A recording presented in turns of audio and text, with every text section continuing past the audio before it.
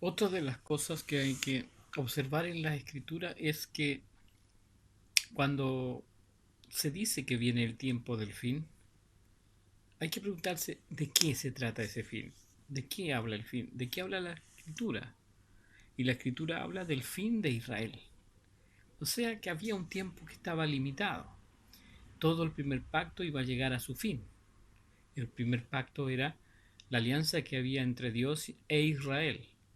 ¿Y cómo se pone fin a ese pacto? En que uno de los pactantes, ¿no es cierto?, iba a terminar.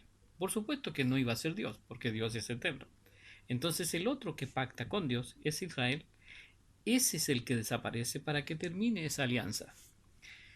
O sea, la alianza terminaría una vez que el pueblo desaparece. Por lo tanto, cuando se habla de fin, se refiere a que el reino de Israel llegaría a su fin. ¿Y por qué razón ese reino de Israel iba a llegar a su fin? Porque las cosas se revelaron después con la venida de Jesucristo y a través del apóstol Pablo se conocen las verdades de estos y los secretos de Dios. ¿Y cuál era el secreto? Que Dios había prometido las cosas a Israel para siempre, es decir, cosas eternas. Pero para que las cosas sean eternas, tenían que ser fabricadas primero en un tiempo temporal y es este, es decir, en la tierra. En lo material se tenía que realizar un reino de Israel por un espacio limitado y como eran temporales, entonces eran perecederas. O sea que de todas maneras esto que se crea, así como nuestro cuerpo, es también temporal. Solo, como dice la escritura a través del profeta David, que los hombres duran 70 años y los más robustos llegan a los 80. O sea que antiguamente los hombres vivían 120, 180, 400, 500, hasta 1000 años. Mientras más atrás en el tiempo, eran más extensa la vida en este mundo para los hombres. Pero la promesa de Dios era que todo sería eterno. El hombre tendría vida eterna y las cosas, la tierra sería eterna, la, el reino de Israel sería eterno. Pero no se dijo nunca antes de Jesús cómo iba a ser esto eterno.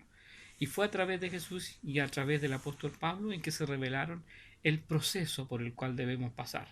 Las cosas todas tienen que ser hechas en la tierra, en lo material, luego ser destruidas para ser regeneradas.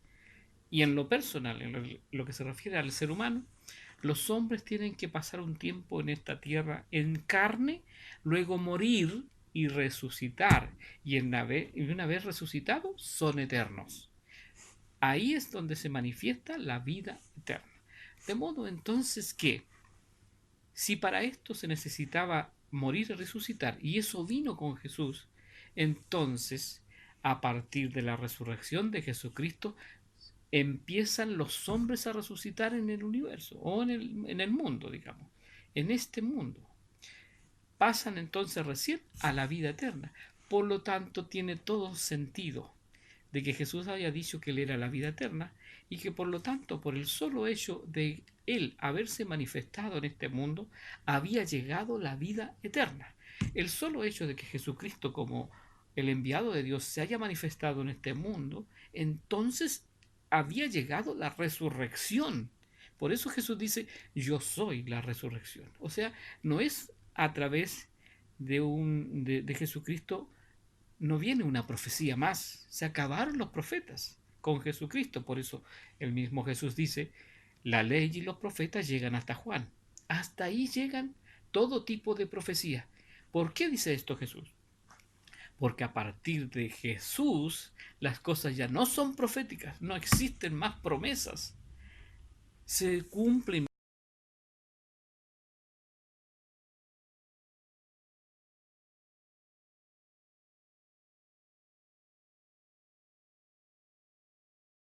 Se cumplen todas las cosas a partir de Jesús en adelante. Entonces los hombres serían eternos. Y la vida eterna se recibe antes de morir en carne, porque hay una muerte que también se conoce con Pablo a través del apóstol Pablo, que es la muerte por el solo hecho de creer en Jesús. Lo explica Pablo, pero Jesús lo dijo literalmente. El que cree en mí tiene vida eterna. De modo que la vida eterna se recibe estando aún en carne. Eso nunca antes había sucedido.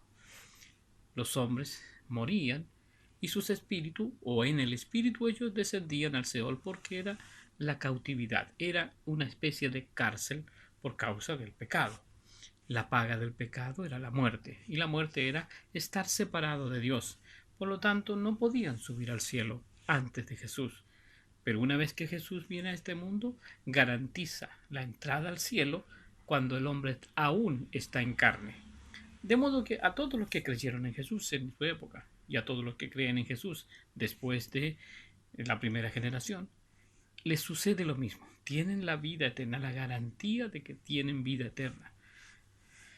Y eso es lo que predican todas las iglesias cristianas en este siglo, que existe una forma de tener esa vida eterna a partir de que se cree en el Evangelio de Jesucristo en este mundo. Luego viene la muerte en carne y entonces se resucita y ahí es plenitud de vida eterna.